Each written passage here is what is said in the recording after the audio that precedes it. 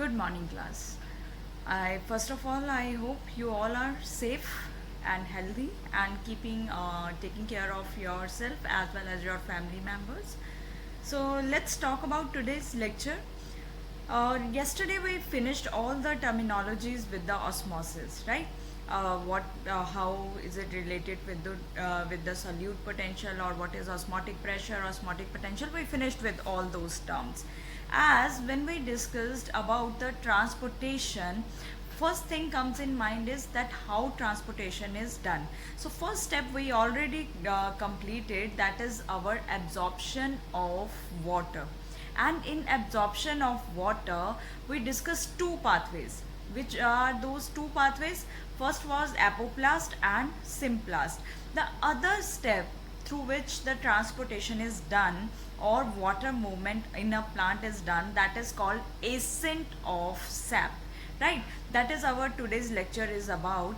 In ascent of sap, the most important thing is we are going to talk about root pressure, and the very important part of this chapter, that is the transpiration pull. So I will request all of you to watch this video very carefully and try to understand this topic, because it is very important for our this chapter, right? So let's talk about water movement in a plant, right? One topic we have completed, that is with the water movement in a plant with the absorption of water. The second part is ascent of sap. Now, ascent of sap is actually we are going to talk about that how water moves up in a plant against the gravity, and that is our done with the help of ascent of sap. Basically how sap is like, which contains minerals, ions, right? So that is why ascent means ascending, it's coming from the ascending. So we are moving up, but we are moving against the gravity. So water is moving now in a plant against the gravity. So for this, the first principle, or first basically concept to understand ascent of sap is root pressure, right? In absorption of water, we saw that the water is absorbed through root here. It moved to the cortex, then reached to the endodermis, then pericycle, phloem, and finally it reached to the xylem pit. That was our absorption of water. So what is happening in a rooted plant? If this is a rooted plant, how does the absorption of water takes place? Absorption of water is taking place through the root here. That concept we done with the two pathways, apoplast and sympart, right? So now there is a continuously inward movement of water through root here, but now the plant, it has leaves, right? So there, through leaves, there is the water loss also, and water is lost here with the help of which process? Transpiration. So two things are happening here. First, the absorption of water is there, and water is lost through the process, that is the transpiration. Clear? Now, so main condition for root pressure, what is happening, that there is continuously inward movement of water. This water is reaching up to this level, right? So suppose when water is absorbing, but there is no transpiration, so what will happen in that case? There will be some kind of pressure built up there because of the continuously accumulation of water in the, which is continuously moving in. Because what otherwise happen is in during daytime also, that movement of water or absorption of water takes place and there is transpiration happen. But when the condition like this, when inward movement of water is there, mean absorption of water by root is there, but there is no transpiration is happening in plant, at that time there will be a pressure created here in the, because of the accumulation of water. So main condition of root pressure is that absorption of water continues and very low transpiration, right? So what will that give result to us? That results in generation of a pressure which is called root pressure. And why this pressure is generated? Because of accumulation of water which is continuously or passively moving inside through the root here. So who is responsible for movement of water? So with this basically with this root pressure, water can be transported or in the plant but at a few centimeter, because as you can see that movement of water is there, it will build up a column, right? It will build up a pressure which is called root pressure. That pressure is helping in the water to push in the upward movement, right? So this pressure is responsible for movement of water, but in the herbaceous plants, in the small plants, or only at a few centimeter height, not at a very long distance plants. It is only responsible for the movement of water in short heighted plants. Suppose what if we take a activity here, like this is your proper rooted plant with the root here, right? So take a rooted plant.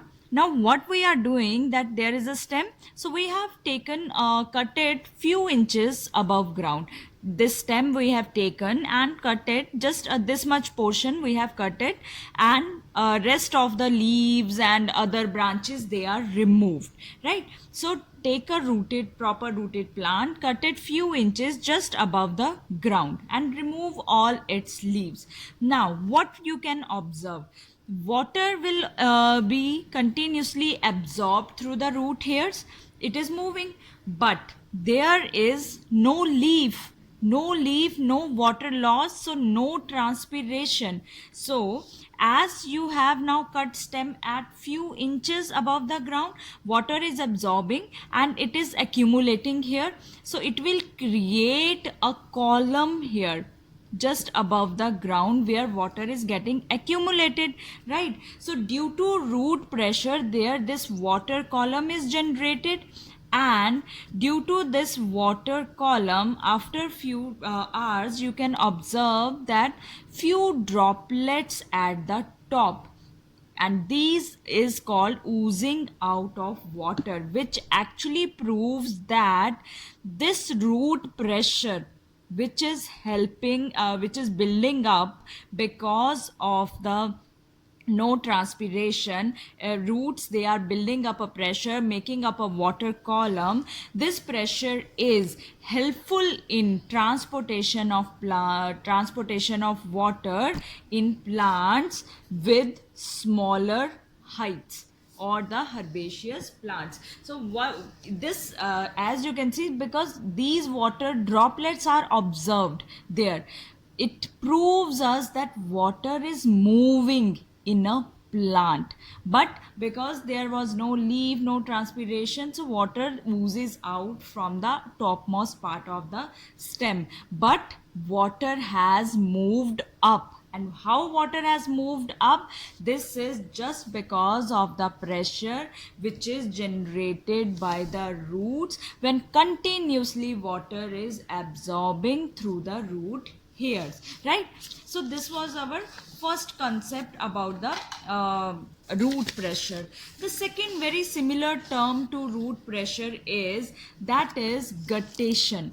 Guttation is just like the root pressure. The only guttation is, we can say, it is very similar to transpiration also. So guttation is, what is the definition of guttation? There is loss of water as liquid. What is the definition of transpiration? That loss of water in the form of water vapors. But in guttation there is loss of water as liquid through very important structure which is called hydrathoids. What are hydrathoids? These are the openings, small openings which are present at leaf margin. As you can see, I have drawn here leaf, and on this leaf margin there are present these small pores or openings which are known as hydrathoids, right? So these are basically present at the leaf margin. This guttation or loss of water in the form of liquid, this is usually normally you can observe in the winters and early mornings. If you observe any plant, there are small droplets on the leaves sometimes observed. That is because of the process of guttation, right? So what is happening here? This is a herbaceous plant, rooted, water is absorbed, continuously absorbing by the root hairs, and it is moving continuously through the stem, right? Now continuously it is absorbing, but there is no transpiration happen. So with no transpiration happen, it build up this much of pressure or water column, through which there is an observation of liquid drops in the hydrathoids. So what is basically happening here, that root pressure is responsible for moving the water and for the making of the water column. So absorption of water through root hair, if continues, then water column is created and no transpiration happens. This create a root pressure which help in movement of plant in the herbaceous plants. Movement of water in herbaceous plant. So for root pressure, which two conditions are important? First, absorption of water continues. Second, then that there should be very less or no transpiration. This will help in absorption of water in the plant, or basically I will use the word transportation. The very most important another factor is transpiration pull. Now we have discussed till now the transportation in the small heighted plants or herbaceous plants. What does transpiration pull says? First thing you need to understand about transpiration pull is that it is most important force. Pull, you can understand, this is pull, it's a force. It is most important force for upward movement of water. And the second most important thing about this is that it help in upward movement of water in the tallest plants. But how this transpiration pull is happening? Process, if we talk about its process, what is transpiration? Loss of water in the form of water vapors. Now see, water is losing in the form of gaseous state. So loss of water in the form of water vapor through the structure stomata. That is called transpiration. How is it different from guttation? Guttation says loss of water as liquid, in liquid state, and here water is lost in the form of water vapors. That is the main difference between transpiration and guttation. So when there is loss of water in the form of water vapor, that process is called transpiration. Now this transpiration takes place only because of the structure that is called stomata. So we will discuss first the structure of stomata in both kind of plants, that is dicot and monocot plants. So in my next video I am going to talk about the structure of stomata.